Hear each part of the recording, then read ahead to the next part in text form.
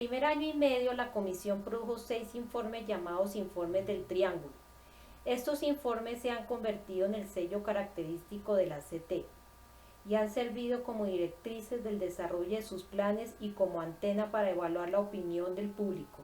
2 de ellos en el encuentro de Tokio de octubre de 1973, 3 en el encuentro de Bruselas en junio de 1974 y 1 en el encuentro de Washington de diciembre de 1974. Gary Allen, en el expediente Rockefeller publicado en 1975, escribió lo siguiente: si los documentos del triángulo son indicación de algo, podemos decir que existen 4 ejes principales en el control de la economía mundial.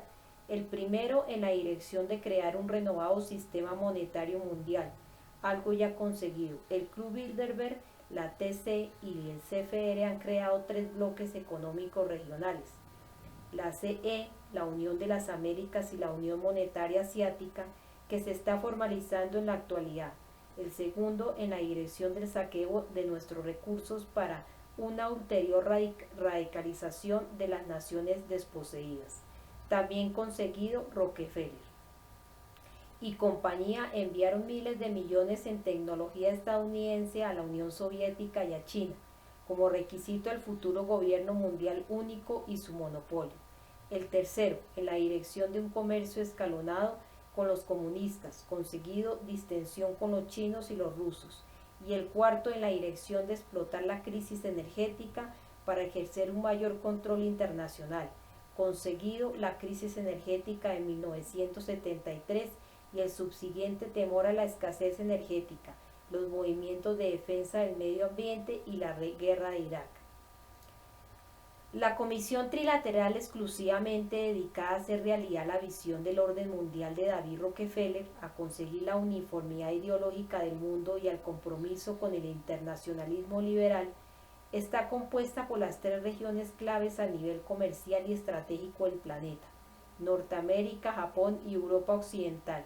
Normalmente tiene alrededor de 325 miembros que trabajan durante un periodo de 3 años. Holly Clark afirma en The Trilateral Commission y Elite Planning for World Management que su propósito es dirigir la interdependencia global entre esas 3 grandes regiones, de manera que los ricos salvaguarden los intereses del capitalismo occidental en un mundo explosivo, probablemente desalentando el proteccionismo, el nacionalismo y cualquier respuesta que pudiese poner a la élite en contra de la élite. La presión económica será desviada hacia abajo en vez de lateralmente. Paul Volcker, miembro de la CT y expresidente de la Reserva Federal, lo dijo más claramente si cabe: el nivel de vida del americano medio tiene que disminuir. Volcker, por cierto, procede el propio Chase Manhattan Bank de Rockefeller. Rockefeller introdujo por primera vez la idea de la comisión trilateral en un encuentro del Club Bilderberg en Conque, Bélgica, en la primavera de 1972. Después de haber leído el libro Between Two Eggs, escrito por el profesor Sevin Brzezinski de la Universidad de Columbia, el libro coincidía con la visión de Rockefeller de que la gente, los gobiernos y las economías, no todas las naciones, deben servir a las necesidades de los bancos y las empresas multinacionales. 2 meses más tarde, en julio de 1972, David Rockefeller, miembro del club y presidente del CFR, prestó su famosa residencia de Pocatinco Hills en las afueras de Nueva York como cuartel general de los primeros encuentros organizativos de la Comisión Trilateral. El propósito aparente de la CT desde su inicio fue crear y mantener la asociación entre las clases dirigentes de Norteamérica, Europa Occidental y Japón. Como se ve un propósito de índole trilateral, porque según los hombres doctos que dirigían la CT, el público y los líderes de la mayor parte de los países continúan viviendo en un universo mental que ya no existe, un mundo de naciones separadas, y tienen dificultades para pensar en perspectivas globales. La Comisión Trilateral está compuesta por presidentes, embajadores, secretarios de Estado, inversores de Wall Street, banqueros internacionales, ejecutivos de fundaciones, miembros de think tanks, generadores de ideas, abogados de lobbies, grupos de intereses, líderes militares de la OTAN y del Pentágono, ricos industriales, dirigentes de sindicatos, magnates de los medios de comunicación, presidentes e importantes profesores de universidad, senadores y congresistas, así como emprendedores adinerados, algunos de ellos en funciones, otros retirados. Hollister añade que la participación de representantes de los trabajadores ayuda a controlar el aislamiento popular y a reducir la distancia que separa a los miembros de la CT de las masas de gente ordinaria. La diferencia entre el Club Bilderberg y la CT es que el club, mucho más antiguo, se limita a los miembros de la OTAN, es decir, a Europa Occidental, Estados Unidos y Canadá. Ahora, con la ampliación de la Unión Europea y la OTAN, los representantes del Pacto de Varsovia están siendo admitidos en el club. Es interesante reseñar como anécdota que en 1998, en la cena del quinto aniversario de la Comisión Trilateral, Henry Kissinger reveló como a quién le había creado.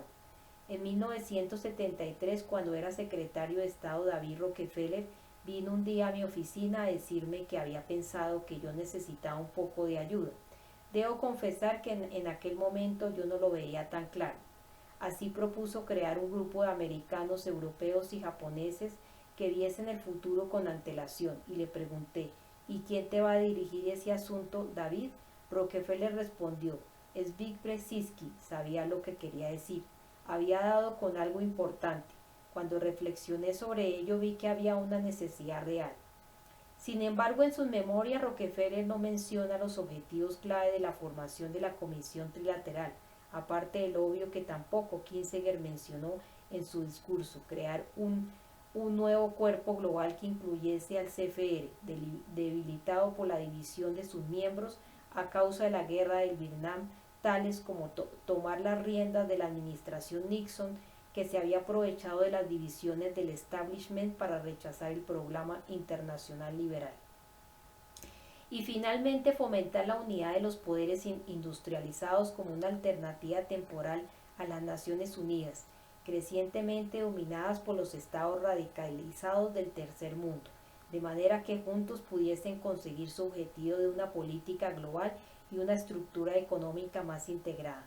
Rockefeller estaba muy disgustado con la nueva política económica NPE que Nixon puso en marcha en 1971 y que iba encaminada a imponer la dirección gubernamental de los elementos más básicos del mercado a través del control de los precios y de los salarios y el incremento de los aranceles.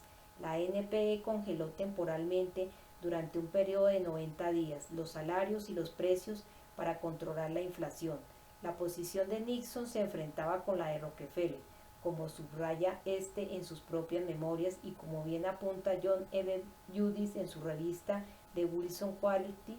El gobierno debe permitir que los mercados tengan mucho más rienda suelta, según afirman los autores Daniel Yergin y Joseph Stanislav, a que coman Dick Hales, el establishment representado por la CT, el CFR y el Club Bilderberg, estaba indignado con que los funcionarios del gobierno se pusiesen ahora a establecer los precios y los salarios. Mientras tanto, el intento de Rockefeller de meter en vereda a un errático Nixon mediante un encuentro privado para discutir la visión del comercio y la economía internacional fue rechazado por el jefe de gabinete de Nixon, H.R. Haldeman. John Holt en Nixon Reconsider explica que después de Haldeman, John Hoff en Nixon Reconsider explica que después de que finalmente consiguiese ese encuentro con el presidente, la postura de Rockefeller fue rechazada por uno de los funcionarios del gobierno por no ser especialmente innovadora. Eso debió ser la humillación definitiva y la gota que colmó el vaso. Nixon y su heterogéneo equipo ya estaban de patitas en la calle. La mayor parte de la NPE fue finalmente abolida en abril de 1974, después de 17 meses de vida. 4 meses más tarde Nixon dimitiría de su cargo. Comisión Trilateral, una organización particularmente sofisticada. ¿Cómo se explica la sutil independencia que mantiene el norte industrial con el tercer mundo? Pregunta Holly Sidar. En 1991, el economista Doug Henwood colaborador de la importante publicación estadounidense The National, dijo en el Left Business Observer, un boletín informativo fundado por él en 1986, cada miembro de la tríada ha reunido bajo su seno a un puñado de países pobres que le proporciona mano de obra barata, asentamientos y minas para explotar. Estados Unidos tiene a Latinoamérica, la CE, a África y a Europa del sur y del este, y Japón al sudeste de Asia. En algunos pocos casos, dos miembros de tríadas diferentes comparten un país. Taiwán y Singapur están divididos entre Japón y Estados Unidos, Argentina entre Estados Unidos y la Comunidad Europea, Malasia entre la Comunidad Europea y Japón, y la India entre los tres. Will Banion añade en el periódico de investigación australiano Nexus que la estrategia de Rockefeller también revela algo fundamental acerca de la riqueza y el poder. No importa cuánto dinero se tenga, el poder real de una gran fortuna no sale a la luz hasta que se emplea para secuestrar y controlar a las organizaciones o a la gente que produce las políticas y las ideas que guían a los gobiernos. David Rockefeller, presidente de Chase Manhattan Bank, escribió el 20 de agosto de 1980 una carta al editor del New York Times explicando que la Comisión Trilateral es en realidad un grupo de ciudadanos responsables interesados en generar una más amplia comprensión y colaboración entre aliados internacionales. El lector tendrá otra impresión, sin embargo, si lee las palabras del senador de los Estados Unidos, Barry Goldwater, sensiblemente menos eufemístico en su libro Why No Apologies, calificó a la Comisión Trilateral de la última conspiración internacional de David Rockefeller. Y añadió, su objetivo es consolidar a nivel multinacional los intereses comerciales y financieros de las grandes empresas a través del control de la política del gobierno de los Estados Unidos.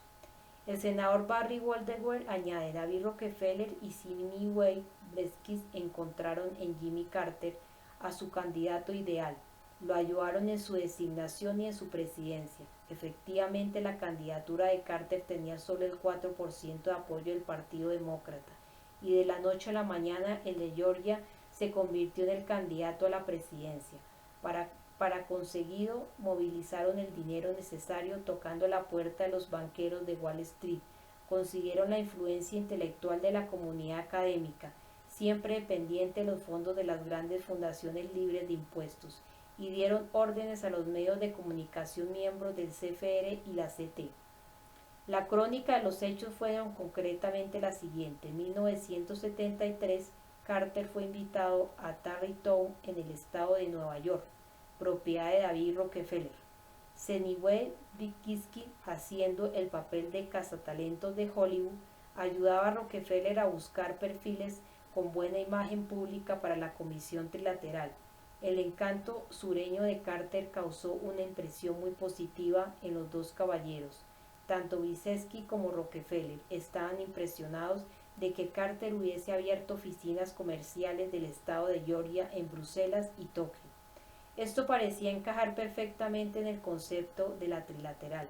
Jimmy Carter se convirtió así en miembro fundador de la Comisión Trilateral y poco después en el siguiente presidente de los Estados Unidos.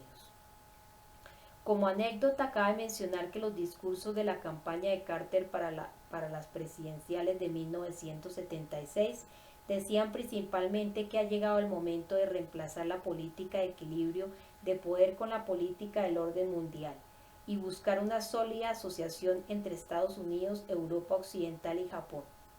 Suena familiar, ¿verdad?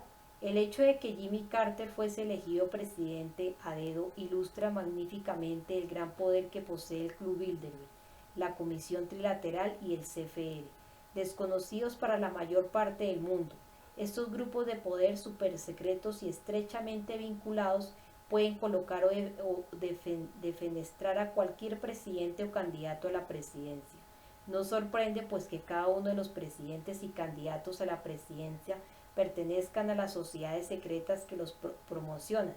Ellos construyeron la figura de Jimmy Carter de la misma forma que hicieron a Ford, Mitterrand, Felipe González, Clinton, Karzai, etc. y abortaron las pretensiones de llegar a la presidencia del Senado Barry Goldwater. un confeso detractor de la globalización, de la misma forma que arremetieron contra Margaret Thatcher. Tanto John Kerry como George W. Bush pertenecen a la misma combinación de asociaciones, el CFR y el Club Bilderberg.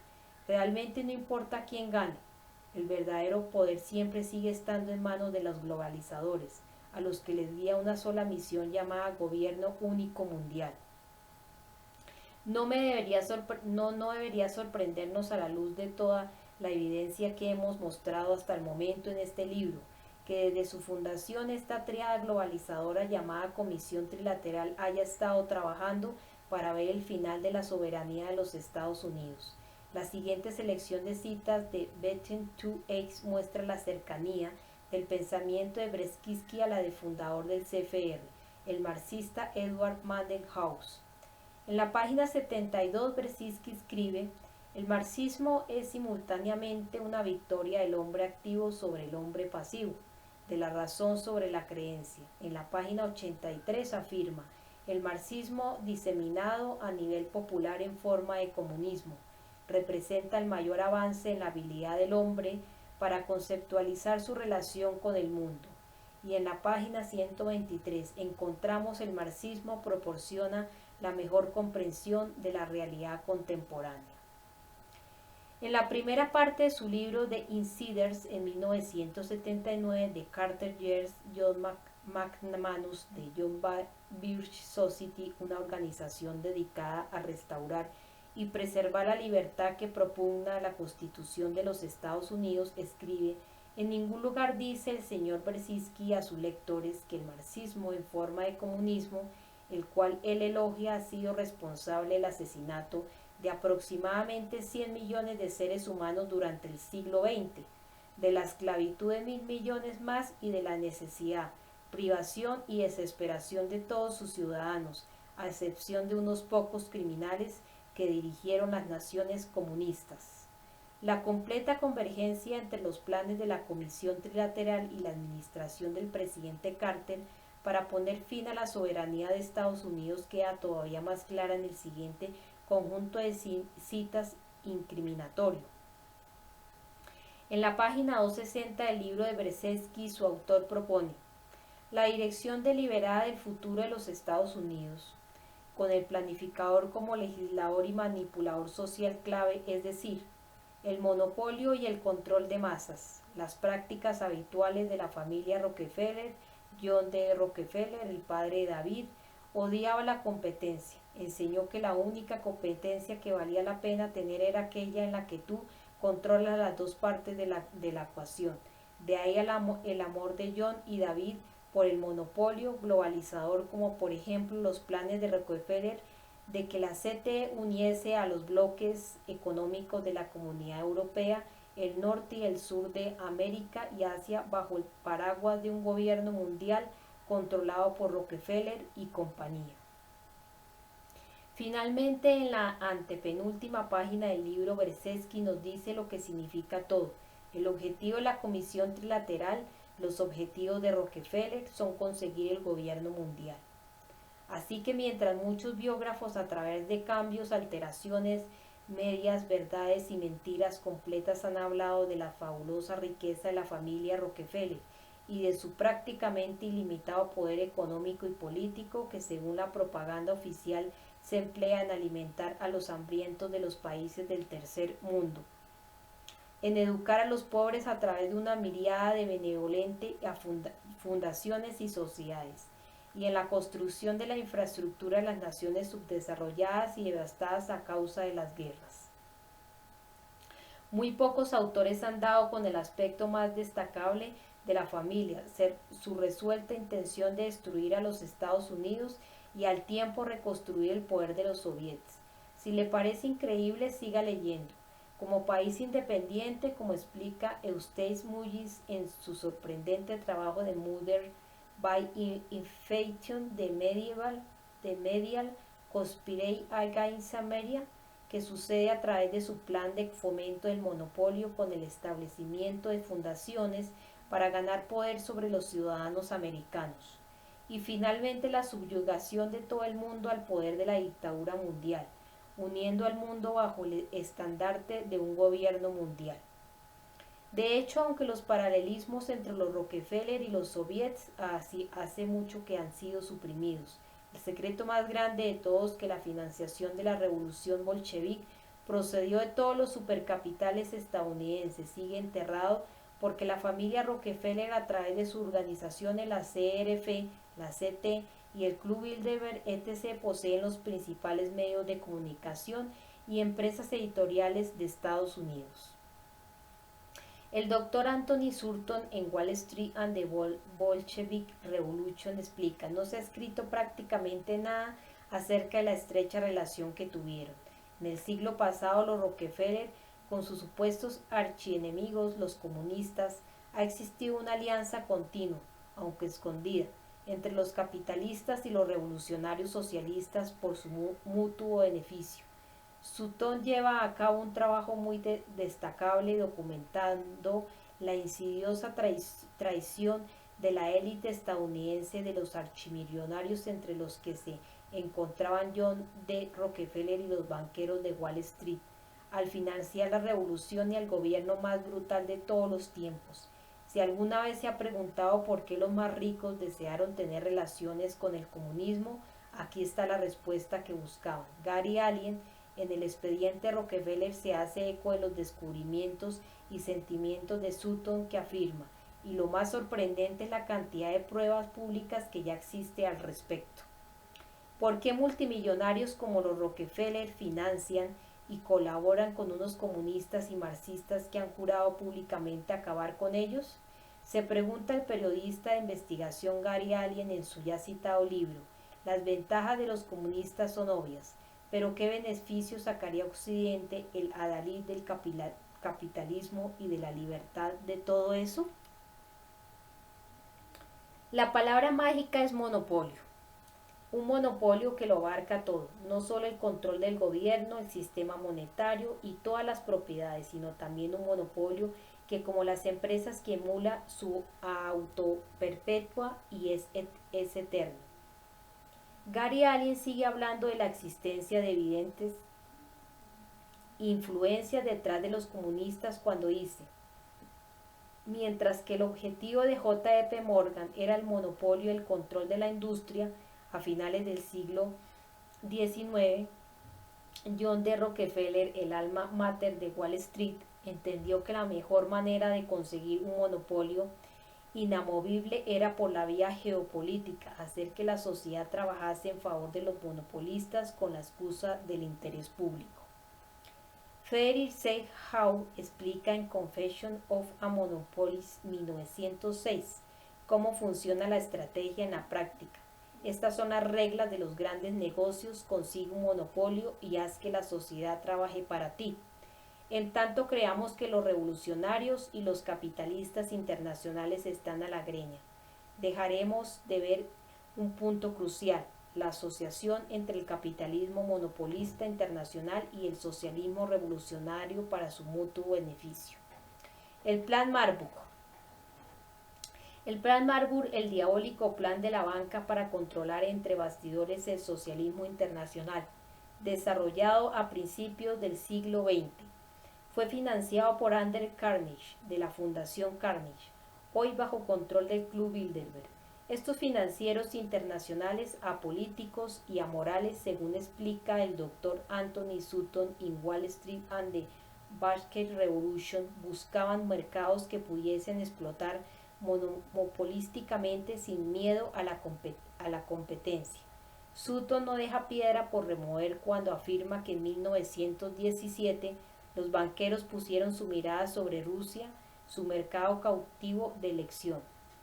El objetivo del plan, escribe Jenny C. Weiss en Woodrow Wilson, Disciple of Revolution, era unificar a los financieros y socialistas internacionales en un movimiento que diese lugar a la fundación de una liga, la Liga de las Naciones, la precursora de la ONU, para reforzar la paz y controlar las organizaciones gubernamentales y así hallar un remedio para todas las enfermedades políticas de la humanidad. Esto coincide con las palabras de Zbigniew Brzezinski, la dirección deliberada del futuro de los Estados Unidos. Con él, planificador como legislador y manipulador social clave. ¿Cuántos millones murieron en el proceso? La palabra clave es monopolio. Piense sencillamente en la antigua Unión Soviética, donde el Estado lo controlaba y supervisaba todo. Como planificadores sociales, los soviéticos apenas tenían problemas laborales, ya que la legislación social estaba controlada por el Estado central. Eso es exactamente lo que Rockefeller y por extensión su perrito faldero Beresky ansían. No hace falta decir que para garantizar la paz se necesita el prerequisito de la guerra. Ahora ya sabe por qué los globalizadores necesitaban de la Revolución Rusa, como explica el doctor Sutton. Rusia era entonces y es ahora el mercado sin explotar más grande del mundo. Rusia entonces y ahora constituía la amenaza potencial más importante para la primacía industrial y financiera estadounidense. Wall Street debe tener escalofríos cuando ve a Rusia como segundo gigante industrial mundial. Pero ¿por qué permite que Rusia se convierta en un competidor y ponga en peligro la supremacía estadounidense? A finales del siglo XIX, Morgan Rockefeller y Guggenheim ya habían demostrado su querencia por el monopolismo. En Railroads and Regulation 1977 a 1916, Gabriel Kolko demostró que eran los propietarios del ferrocarril y no los granjeros quienes querían que el Estado controlase el ferrocarril con la intención de preservar su monopolio y acabar con la competencia. Así que la explicación más simple con nuestros datos es que todo fue obra de un sindicato de financieros de Wall Street, que decidieron ampliar sus ambiciones monopolistas a escala global. El gigantesco mercado ruso tenía que convertirse en un mercado cautivo y una colonia a explotar por unos pocos financieros estadounidenses y las empresas bajo su control, lo que no podían conseguir la Comisión Interestatal del Comercio y la Comisión Federal del Comercio en Estados Unidos. Podía obtenerlo un gobierno socialista en el extranjero, con el apoyo y los incentivos de Wall Street y Washington, D.C. La Revolución Rusa. Según un testimonio del Congreso de los Estados Unidos de octubre de 1919, el apoyo financiero de John D. Rockefeller a Lenin y Trotsky provocó la fracasada Revolución Comunista de 1905. La biografía de Rockefeller omite un detalle insignificante, esto es, la filiación hecha en público por parte del banquero inversionista de la familia Rockefeller y presidente de la empresa de inversiones de Nueva York, Kuhn, Loeb y Co., el jesuita Jacob Schiff, también fundador de la Reserva Federal, de que sin su influencia financiera la Revolución Rusa nunca hubiese tenido éxito. Es decir, según los documentos del Congreso del Dr. Sutton, en la primavera de 1917, Jacob Schiff empezó a financiar a Trotsky con el propósito de que prosperase la revolución socialista en Rusia. La manera en que Sutton descubrió esos increíbles documentos es realmente sorprendente. Esos preciosos documentos se encontraron en un expediente más del Departamento de Estado de los Estados Unidos, 861.00/5339. El documento más importante data del 13 de noviembre de 1918. Sin embargo, lo que es más increíble todavía es el hecho de que en privado Schiff estaba en contra del apoyo al régimen bolchevique. Como se ha demostrado, y de nuevo, documentos reservados descubiertos por el Dr. Sutton, como el documento número 3, demuestran que Jacob Schiff de Q, Love y Company también había financiado secretamente a los japoneses en su guerra contra Rusia. Otro hecho omitido es que el emisario personal de John D. Rockefeller, George Kennan, pasó 20 años promocionando la actividad revolucionaria contra el zar de Rusia según el libro Red of the Constitution, Death of Freedom de George C. Hatton. ¿Quién financió a Kellman y por qué? ¿A qué coste? Aparte del deseo de crear un monopolio globalizador, ¿tenía John D. Rockefeller alguna razón personal para desear la caída del zar y apoyar la revolución? Después de todo, Rockefeller no era ningún adolescente idealista. La respuesta sigue hoy tan de actualidad como hace 100 años. Por el petróleo. Antes de la revolución bolchevique, Rusia sucedió a Estados Unidos como mayor productor de petróleo del mundo. En 1900 los campos de aceite de Bakú en Rusia producían más petróleo crudo que todo Estados Unidos, y en 1902 más de la mitad de las extracciones mundiales eran rusas. El caos y la destrucción de la revolución destruyeron la industria petrolífera rusa. En su libro Wall Street and the Bolshevik Revolution, el Dr. Sutton escribe: hacia 1922 la mitad de los pozos estaban parados y la otra mitad apenas funcionaba debido a la falta de tecnología para hacerlos productivos. La otra razón que tampoco se menciona en la biografía de Rockefeller es la competencia. Como afirma Gary Allen, la revolución eliminó durante varios años la competencia rusa de Standard Oil, en los que la empresa americana pudo mover ficha y hacerse con parte del negocio del petróleo ruso. Moviendo las piezas del tablero. Cuando la revolución de 1905 fracasó, los banqueros reaccionaron. En su libro Rep of the Constitution Death of Fremont, George C. Hampton explica cómo Lenin fue almacenado en Suiza hasta 1907, fuera de peligro. Trotsky fue llevado a Estados Unidos, donde vivió sin pagar alquiler en una propiedad de la Standard Oil en Bayonne, Nueva Jersey. Como anécdota, el Dr. Anthony Sutton explica en Wall Street and the Basket Revolution que León Trotsky visitó España después de ser expulsado de Francia en septiembre de 1916 por escribir artículos incendiarios en un periódico parisino escrito en ruso. Fue, según Sutton, escoltado educadamente hasta la frontera española. Algunos días después, la policía de Madrid lo detuvo para internarlo en una celda de primera clase, a un precio de 1,5 pesetas al día. Después Trotsky fue trasladado a Cádiz y después a Barcelona, donde finalmente subió a bordo del Montserrat, un vapor de la Compañía Transatlántica Española. Trotsky y su familia cruzaron el Atlántico y desembarcaron en Nueva York el 13 de enero de 1917. Cuando el zar abdicó en 1916, Trotsky, con $10,000 de Rockefeller para gastos de viaje, fue conducido al Christian Ford. Christian Ford dejó Nueva York el 26 de marzo de 1917 con 300 revolucionarios comunistas de Nueva York. ¿De dónde sacó Trotsky su pasaporte? ¿Quién se lo pagó? ¿Quién le arregló el trámite y por qué? Fue el mismo Rockefeller quien consiguió un pasaporte especial para Trotsky a través de Woodrow Wilson, el presidente de los Estados Unidos, y envió a Lincoln Stephens, un comunista estadounidense, al servicio de Rockefeller con él para asegurarse de que volvía sano y salvo a Rusia. Según archivos desclasificados del gobierno canadiense, el 13 de abril de 1917, cuando el barco se detuvo en Halifax, funcionarios del Servicio Secreto Canadiense y personal de la Marina Británica se llevaron inmediatamente a Trotsky, bajo instrucciones oficiales recibidas por cablegrama de Londres el 29 de marzo de 1917, para confinarlo en Amherst, Nueva Escocia, como prisionero de guerra alemán.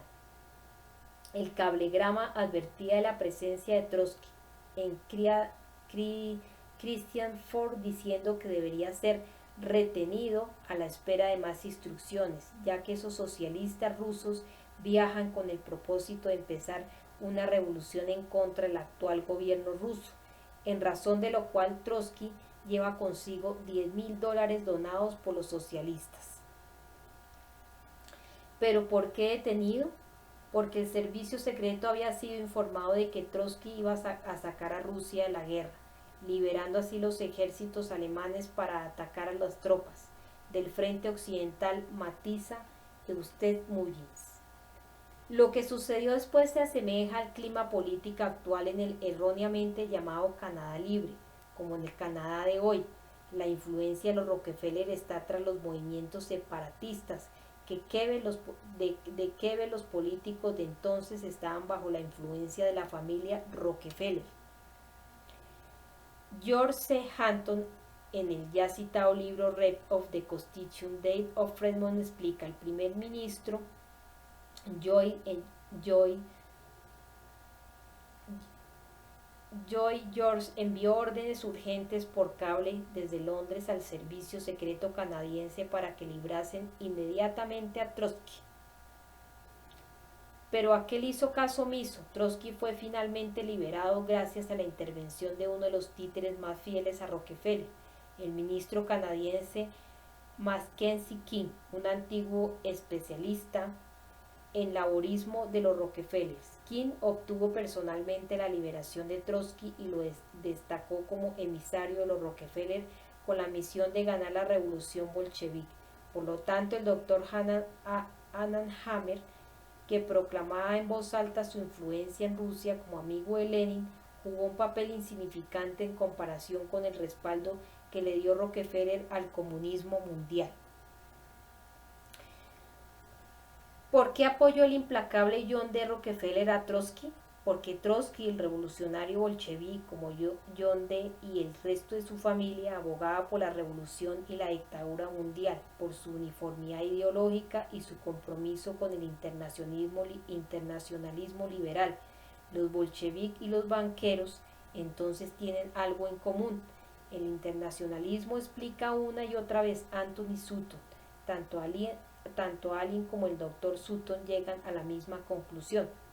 La revolución y las finanzas internacionales tienen los mismos objetivos comunes: la erradicación de los poderes descentralizados, mucho más difíciles de controlar, y el establecimiento de un gobierno mundial único, un monopolio del poder que se perpetúe en el tiempo. Gracias al heroico trabajo de las otras impresionantes obras del Dr. Sutton, las pruebas de la implicación de los Rockefeller en la organización, patrocinio y apoyo a la revolución bolchevique son tan innumerables y avasalladoras que simplemente no admiten discusión. Quizá podría resumir el grado de crueldad con un ejemplo. Para los Rockefeller, el socialismo no es un sistema para redistribuir la riqueza, y mucho menos para redistribuir su propia riqueza, sino un sistema para controlar a la gente y a la competencia. El socialismo pone todo el poder en manos del gobierno, y como los Rockefeller controlan los gobiernos, eso significa que ellos tienen el control. De hecho, de que usted no lo sepa, no significa que ellos no lo sepan. Como curiosidad, Trotsky se casaría después con la hija de uno de los banqueros más ricos, Libotovsky, quien también respaldó la revolución bolchevique. Tecnología estadounidense en manos de los comunistas. En 1926, la Standard Oil de Nueva York de Rockefeller y su subsidiaria, la Vacuum Oil Company, a través de Chase National Bank, cerró un acuerdo para vender petróleo soviético en los países europeos. En ese momento se informó de que John D. Rockefeller había hecho un préstamo a los bolcheviques de 75 millones de dólares. Parte del precio de acuerdo como resultado del trato, dice Allen. En 1927, el socio secreto de Rusia, la Standard Oil de Nueva York, construyó una refinería de petróleo en Rusia. Por lo tanto, John D. Rockefeller, concluye el autor, el adalid del capitalismo, ayudó a la recuperación de la economía bolchevique. El gobierno de los Estados Unidos no reconoció oficialmente al Estado soviético hasta 1933. ¿Cómo es posible que ciudadanos privados, como por muy ricos e influyentes que sean, hayan colaborado con el régimen soviético asesino cuando ello iba explícitamente en contra de la ley según el Congreso de los Estados Unidos? Además, no solo fueron ciudadanos privados los que colaboraron en la creación del monopolio soviético, sino que el mismo presidente Wilson aprobó tal colaboración. El Dr. Sutton añade en su libro: esta fue la primera inversión de los Estados Unidos en Rusia desde la Revolución. Esto es lo que el congresista de los Estados Unidos, Louis McFadden, presidente del Comité Bancario de la Cámara de Representantes, que se opuso valientemente a los manipuladores del sistema de la Reserva Federal en la década de 1920 y 1930, tenía que decir en un discurso a los congresistas el 10 de junio de 1932: abran los libros de Amthor. la organización comercial del gobierno soviético en Nueva York, los de Vostok, la Oficina General de la Organización del Comercio Soviético y los del Banco Estatal de la Unión Soviética se sorprenderán de cuánto dinero americano ha salido del Tesoro de los Estados Unidos en beneficio de Rusia. Averigüen qué transacciones se han llevado a cabo entre el Banco Estatal de la Unión Soviética y el Chase Bank de Nueva York. Como nota aparte, cabe señalar que la persistente oposición de McFadden a la Reserva Federal, una entidad ilegal que controla el Tesoro de los Estados Unidos, le costó 3 atentados. Finalmente murió en condiciones todavía no aclaradas.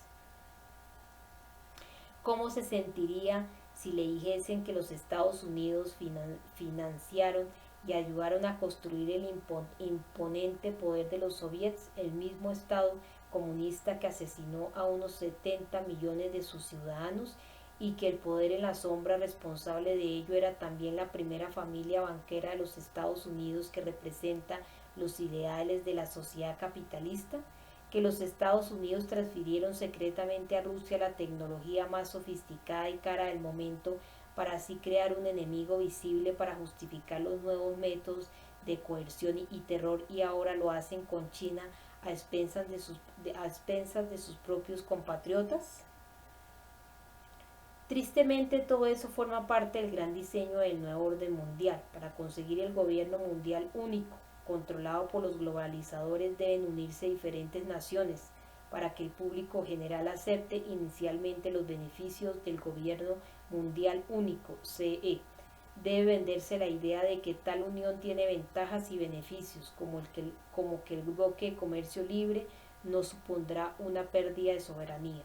El problema es que ya hoy hemos perdido nuestra soberanía. La CE ha invadido todos los aspectos de nuestra vida, atándonos a unos tratados desconocidos, unas leyes y unas regulaciones oscuras, muy difíciles de comprender. El tratado de Maastricht es muy complejo y para entenderlo mínimamente debe leerse en conjunción con el Tratado de Ámsterdam, el Tratado de Roma y la Ley Única Europea. Es que los miembros de las Cortes han tenido el tiempo y los conocimientos necesarios para estudiarlos. ¿Cómo saben realmente qué implica? Como ilustración solo diré que en el debate parlamentario que hubo en Inglaterra acerca de los tratados mencionados, un paso que suponía nada menos que sustraer las libertades a los ciudadanos para transferirlas al organismo europeo, se les dio a los miembros del Parlamento británico un resumen de 2 páginas de dichos tratados y se supone que debían tomar una decisión en base a ese único material. ¿Cómo se crea esa cacareada igualdad entre naciones y simultáneamente se convierte a los Estados Unidos en una provincia más del nuevo orden mundial? En primer lugar, usando el dinero de los contribuyentes, el saber tecnológico y, tal como explica Gary Allen, el equipamiento del que solo uno dispone, para alimentar a la competencia y al mismo tiempo usar todas las taimadas estrategias imaginables para debilitar y empobrecer a tu país, y al tiempo que se fortalece al enemigo, se asusta a la población diciéndole que la cooperación es necesaria porque sin acuerdos bilaterales el enemigo nos atacará. Ahora ya sabe por qué, desde la Revolución Rusa, que no fue un levantamiento espontáneo. Los defensores del orden mundial han defendido y llevado a cabo políticas dirigidas a incrementar el poder de la Unión Soviética. En esencia, la Comisión Trilateral de Rockefeller fue fundada para acelerar la consecución del objetivo globalizador. El profesor Anthony Sutton, el mayor experto en el estudio de la contribución de la tecnología occidental a la creación del Estado soviético, ofrece una evidencia irrefutable de que la capacidad industrial y militar soviética plasmada en camiones, aviones, petróleo, hierro, petroquímicas, aluminio, ordenadores y demás fue construida a expensas de los contribuyentes americanos para beneficio de la Unión Soviética. El mismo país que había jurado destruir a los Estados Unidos, todo por el propósito de fabricar un enemigo y crear la paridad que permitiría eventualmente la convergencia en un superestado conocido como gobierno mundial único, como dice Gary Allen. Nadie ha intentado siquiera refutar las fuertes palabras de ese estudioso llamado Sutton. En Wall Street and the Bolshevik Revolution, Sutton afirma: la tecnología soviética no existía en realidad. El 90-95% procedía directa o indirectamente de los Estados Unidos y sus aliados. ¿Cuántos miles de millones se gasta los Estados Unidos para defenderse contra un enemigo fantasma creado, alimentado y mantenido por ellos mismos? ¿Los costes justifican los medios? Por supuesto que sí. Recuerde, la gran fusión será controlada por el mismo grupo Bilderberg CFRCT, que está orquestando entre bastidores los bloques regionales y las uniones monetarias temporales. Aunque parezca extraño, reflexiona Sutton, parece que los Estados Unidos quieren que el enemigo siga siendo el enemigo. Sin un enemigo visible y justificable, ninguna población, a pesar de la manipulación, cederá voluntariamente sus derechos y libertades individuales. Sutton ofrece miles de pruebas documentadas de sus hallazgos. Por ejemplo, la Marina Mercante Soviética, en el momento de escribir su libro, era la más grande del mundo, con unos 6.000 barcos. Anthony Sutton declaró en 1972 ante un subcomité del Partido Republicano para decir: unos 2/3 fueron enteramente construidos fuera de la Unión Soviética y 4 de cada 5 motores de esos barcos fueron construidos también fuera del país. Y continúa Sutton: todos los automóviles, camiones, armas, tanques, aviones y tecnología soviética procede de Occidente. La organización Gorky, construida por las empresas Ford y Austin, produjo la mayor parte de los camiones utilizados para llevar el armamento suministrado por los soviéticos a Ho Chi Minh. Las empresas de automóviles también pueden utilizarse para construir tanques. La misma organización Gorky, bajo el disfraz de un comercio pacífico, produjo en 1964 el primer sistema antitanque guiado. Los soviéticos tienen la planta de hierro y acero más grande del mundo. Fue construida por la corporación McKee. Es una copia de una fábrica de acero de Indiana, en Estados Unidos. Sutton sostiene que el gobierno de los Estados Unidos es responsable directo del asesinato de 100.000 soldados estadounidenses muertos por medio de tecnología americana. Como afirma de manera tajante, la única respuesta de Washington y la administración de Estados Unidos es esforzarse por esconder el escándalo. Nada de lo que digo tiene sentido si creemos las mentiras propagadas por el poder acerca de los malvados comunistas, a no ser, por supuesto, que el comunismo sea un señuelo necesario, la herramienta de una conspiración mucho más grande para dejar el mundo en manos de multimillonarios ávidos de poder. Entonces todo aparece como perfectamente lógico. Rockefeller, sin embargo, no es en absoluto un poder independiente. Como explica Eustace Mullis en Murder by Injection, The Medical Conspiracy Against America, los Rockefeller operan bajo esferas de influencia claramente definidas: las organizaciones caritativas, las empresas y los grupos de influencia política. Trabajan siempre conjuntamente. Ningún departamento del grupo toma iniciativas por sí mismo o formula una política independiente. No hay justificación para eso, porque todo funciona bajo el control de la estructura financiera mundial, lo que significa que cualquier día toda la abundancia de una persona u organización puede verse reducida a cero mediante una hábil manipulación financiera. Este es el control final que asegura que nadie puede salirse de la organización. No solo se retirarían todos sus recursos, sino que entraría inmediatamente en la lista de un asesino a sueldo.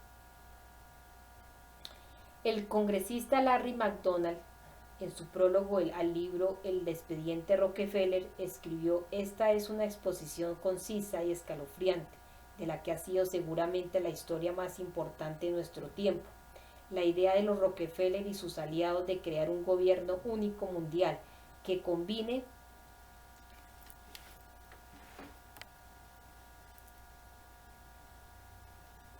que combine el supercapitalismo y el comunismo bajo un mismo techo, todo bajo su control. Los Rockefeller y sus aliados llevan al menos 50 años siguiendo un cuidadoso plan para controlar Estados Unidos y el resto del mundo haciéndose con el poder político a través de su poder económico. El 31 de agosto de 1983 McDonald murió en un accidente a bordo de un avión comercial de Korean Airlines 007 en el espacio aéreo soviético.